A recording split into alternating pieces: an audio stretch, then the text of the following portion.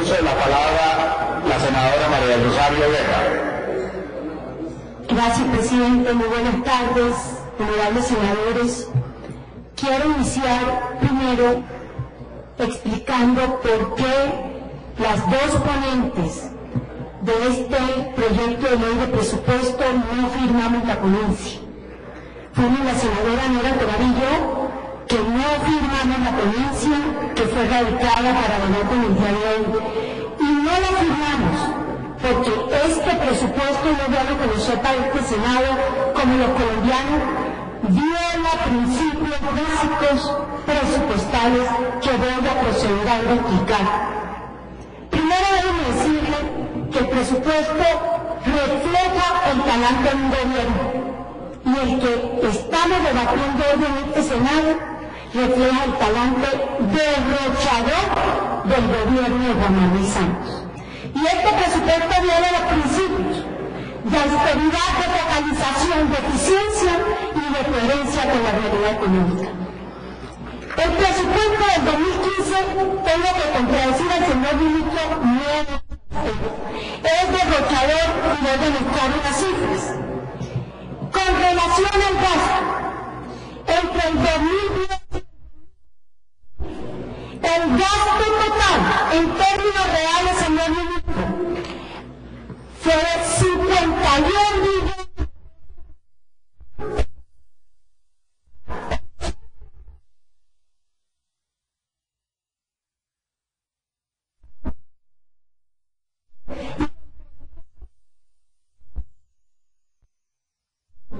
Pero si lo comparamos con el aforo de ingresos, señor ministro, lo que estamos mostrando aquí es que estos 4 años largos del gobierno de Juan Manuel Santos han disfrutado de las miles de un gran recaudo tributario. Los ingresos corrientes de la nación en este periodo se incrementaron en 21.7 millones de pesos, que no alcanzaron, señor ministro, a cubrir los gastos de funcionamiento. Y todos los ingresos de la nación en estos años subieron 34.1 billones de pesos. Estamos hablando que entre el gasto total de estos años y los ingresos recaudados en estos años en términos reales hay una diferencia de 16.91 billones de pesos. Por eso es que tenemos un déficit de 12.5 y el resto se va a financiar por deuda. Entonces aquí hay un primer elemento para que los colombianos tengan claro que aquí sí había...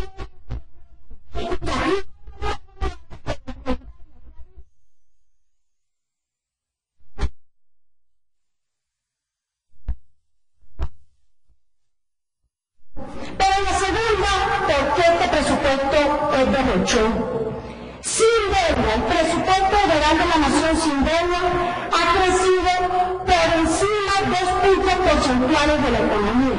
Si cogemos lo que el Banco Mundial y el mismo con la ley de presupuesto, como es ese crecimiento tan importante, fíjense que el crecimiento promedio anual, en la gráfica anterior, por favor, el crecimiento promedio anual de estos años ha sido de 7.1%, mientras que la economía en términos reales ha crecido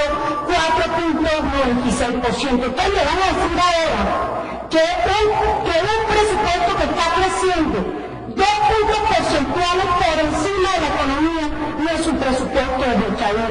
Y lo complemento con la gráfica que sigue. En la gráfica que sigue, que es el gasto en función pública, que esto es todos los gastos del Ejecutivo, que pesan el 80% en este rubro, creció 16.6% entre el 2000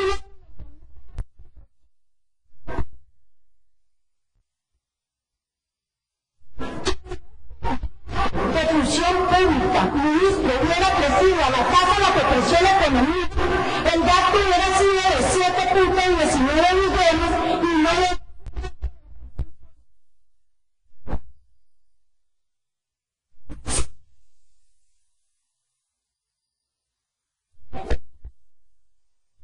que este gobierno ha estado todo crecimiento de la economía. Y ustedes recuerdan, apreciados parlamentarios, y pasamos a la siguiente diapositiva, que en el 2011 se crearon 4 nuevos ministerios, más de 12 agencias y más de 10 consejerías. Aquí trae la lista de algunas de esas instituciones que se crearon. O sea que estamos hablando realmente que había un claro compromiso del gobierno santo de una expansión de la institucionalidad del Ejecutivo. Y eso lo mostramos en la gráfica que viene. Mientras en el 2002 y el 2009 los gastos de personal crecieron 4.46% entre el 2010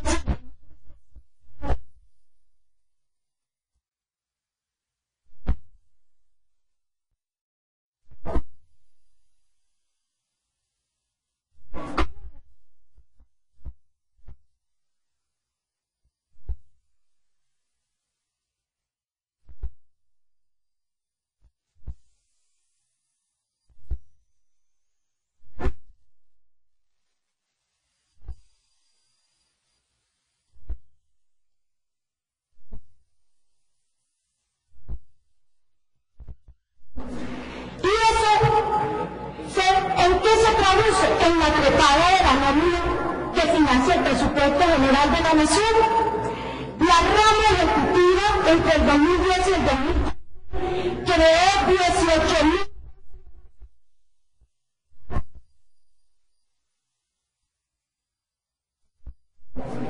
ministros. Alguien decía el otro día, pero estos 100.000 de esos cargos venían de gobierno libre, porque no.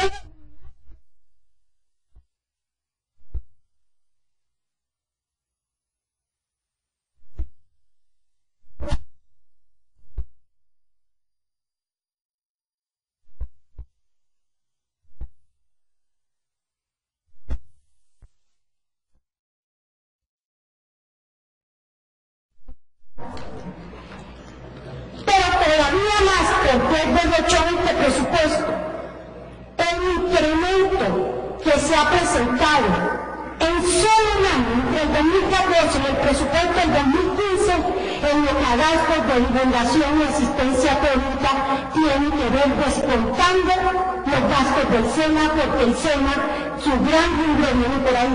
En solo un año se van a aumentar en 390.000 millones de pesos la partida que en el presupuesto tiene como número la 310, que es divulgación, y aquí está la lista institución por institución. ¿Qué explicación hay? ¿Qué explicación hay para un crecimiento de 390.000?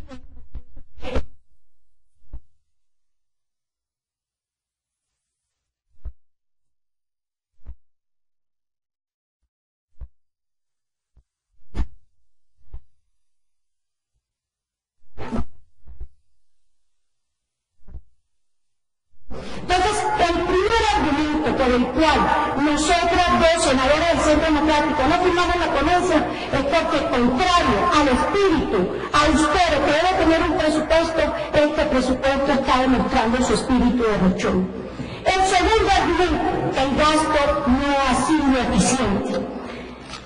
Miremos entonces, un gasto de esta magnitud creciendo 2 puntos porcentuales por encima de la economía debería haber contribuido a aumentar la productividad del país. Lamentablemente, en estos 4 años, ese mayor gasto no ha significado una mejoría en la productividad de la economía colombiana. Y lo muestran cifras de entidades como de desarrollo, donde mientras en el periodo de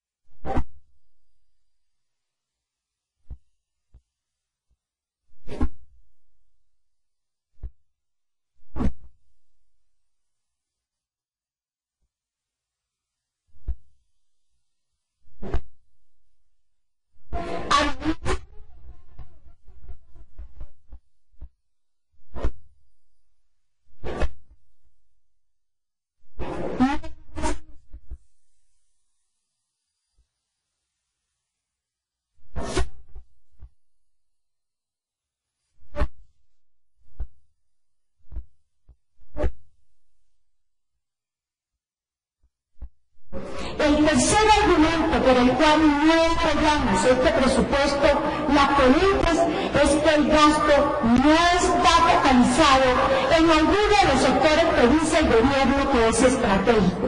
Miremos cuáles son. Por ejemplo, el gobierno como estratégico en este gasto plantea el único que tiene ese comportamiento cercano a esa educación. El resto está creciendo por debajo del crecimiento de la economía. El gasto que va para los sectores productivos está decreciendo, como es el caso de lo que va para los sectores agrícola, industrial, medido en relación al crecimiento del PIB. El gasto de vivienda aumenta solo 1.3%, el de actividad y servicios de defensa.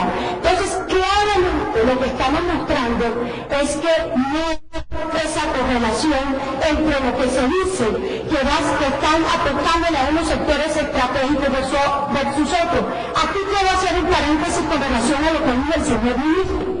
El ministro acaba de decir que efectivamente durante la campaña de nuestro candidato presidencial Octaviano Zulada se había hablado de dos supuestos. Claro, y lo digo de frente.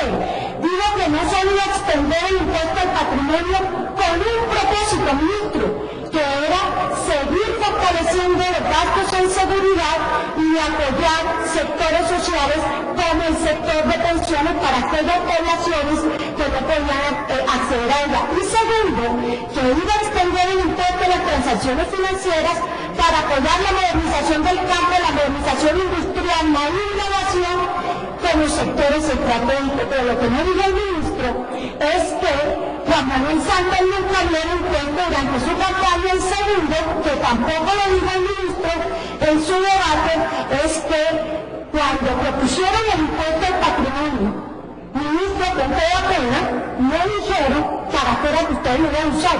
Y luego, en un debate en la Comisión de Conjunto, yo demostré como su ministro de Defensa nos manda una comunicación a todos los senadores diciendo que el presupuesto de funcionamiento del Ministerio de Defensa estaba financiado en 1 billón y el de inversión en 1.15 billones de pesos. Claramente cuando ustedes, ministro, decretaron esta propuesta para tener el impuesto a la riqueza y el impuesto a las transacciones financieras, era porque no tuvieron cómo buscar justificar los recursos para financiar ese hueco fiscal de 12.5 billones de pesos. También este gasto no responde a las prioridades del gobierno si vemos aquí claramente cómo los rubros más importantes de gasto sumado tienden a disminuir con relación nuevamente a su participación en el Producto Interno Bruto. Entonces dice uno, bueno, ¿cuál es el real compromiso del gobierno Juan Manuel Santos con los sectores que dice que son estratégicos? Aquí vemos claramente que la tendencia para los últimos años es una tendencia decreciente. La cuarta razón por la cual no firmamos la ponencia es que no hay coherencia del presupuesto con la realidad nacional. El presupuesto, saben ustedes, honorables senadores, que está financiado en 12.5 y como lo dijo el ministro, está proponiendo 4 fuentes principales para su financiamiento. Pero resulta que en el mes de junio de este año, el gobierno presentó su marco fiscal de mediano plazo. Y 2 meses después, no más 2 meses después, encontramos que las perspectivas económicas se muestran adversas frente a esos supuestos que el gobierno nacional planteó. La primera, la reducción en cantidad y precio del petróleo. La segunda, el aumento del déficit en cuenta corriente, ya lo voy a mostrar. Y la tercera, el desestímulo a la inversión extranjera por estas nuevas cargas tributarias. Simplemente para mostrarle aquí en materia de precios lo que traía el marco fiscal de mediano plazo y ya lo que trae cambiado el proyecto de ley para el manejo de las regalías. Estamos hablando sin considerar siquiera cómo está en el mercado internacional hoy el precio del petróleo de referencia para Colombia, el WTI, que ya hay un desfase entre lo previsto en el marco y lo que la realidad está mostrando, porque no solo no se van a lograr el 1.000.000 de barriles, sino que el precio estimado de cerca de $98 por barril parece ser una quimera todo lo que está pasando a nivel internacional. Y más preocupante aún es lo que está pasando con la cuenta corriente. La cuenta corriente, honorables senadores, no es otra cosa que ese reflejo de nuestras exportaciones e importaciones y los flujos que tenemos de los sectores de bienes y servicios con relación al sector externo. La gran preocupación que se está comenzando a ver es que estamos llegando a la misma situación que se vivió entre los años 98 y 99 cuando fue la crisis, que fue como consecuencia de la crisis en cuenta corriente. Bueno, ya aquí las cifras están mostrando el déficit de cuenta corriente, el anterior, por favor, el déficit de cuenta corriente, ¿quién termina pagando ese ajuste? Lo termina pagando el sector privado, el mismo sobre el cual van a recaer los impuestos que se están previendo. Entonces, nuestra gran preocupación es con lo que está pasando a nivel de la balanza de pagos y de la cuenta corriente, que puede estar reflejándonos lo que vivió el país en los años 98 y 99. Y si vemos lo que está pasando recientemente con la inversión extranjera directa, que es la inversión que da para el sector productivo, que no considera las inversiones de portafolio, ya comienza una caída. Eso que aquí no hemos sumado, la caída en las remesas de los colombianos que están en el exterior. Entonces, con esto, más con lo que recientemente acaba de sacar el Fondo Monetario, que bajó las perspectivas económicas a nivel internacional, honorables congresistas, para nosotros, los ponentes de este proyecto por el Centro Democrático, nos hacía imposible apoyar este presupuesto. Por eso, durante el transcurso del debate, radicamos unas proposiciones que hoy nuevamente las radicamos aquí, y quiero hablar sobre ellas para ligarlas con un tema. La primera proposición que nosotros radicamos fue la de la reducción efectiva de los gastos de nómina sin transferencia y de los gastos generales. Después de que nosotros hablamos del tema, celebramos que el ministro habló de que se iba a incorporar un artículo de la reducción del 10%. Pero ¿cuál es el problema ahí? El problema ahí es que la primera reducción hubo un traslado de esa inversión y nosotros esperamos que esa reducción del 10% que no está reflejada, ministro, todavía en el presupuesto sea efectiva y se muestre con cifras concretas como aquí lo hemos planteado. La segunda que se planteó y se radicó, la eliminación de los gastos de publicidad y eventos, como aquí ya lo mostramos, tiene un crecimiento significativo. La tercera es que las partidas presupuestales para gastos de inversión asociados con vías terciarias, acueducto y alcantarillado, con obras de infraestructura de carácter municipal, estén explícitamente desagregadas en el Plan Operativo Anual de Inversiones y que esos criterios se definan y lo conozca este Congreso para evitar algo que es totalmente inaceptable, y es que lo que estamos poniendo a muchos de nuestros congresistas es que simplemente con maletín en mano estén gestionando contratos de obras porque no llegan de manera transparente a las regiones los recursos. Senadora Guerra, se le está cumpliendo el tiempo acordado, ¿no? Siga, pero yo te... Permítame mi tiempo, presidente.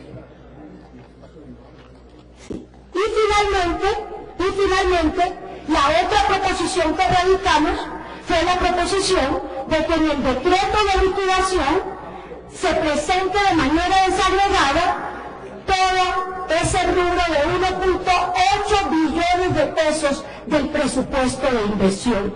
Estas proposiciones las radicamos, las habíamos radicado antes, y yo le agradecería seriamente al Senado que considere estas proposiciones. Va a complementar, porque estamos todo el tiempo, va a complementar la intervención, señor presidente, el senador Iván Duque.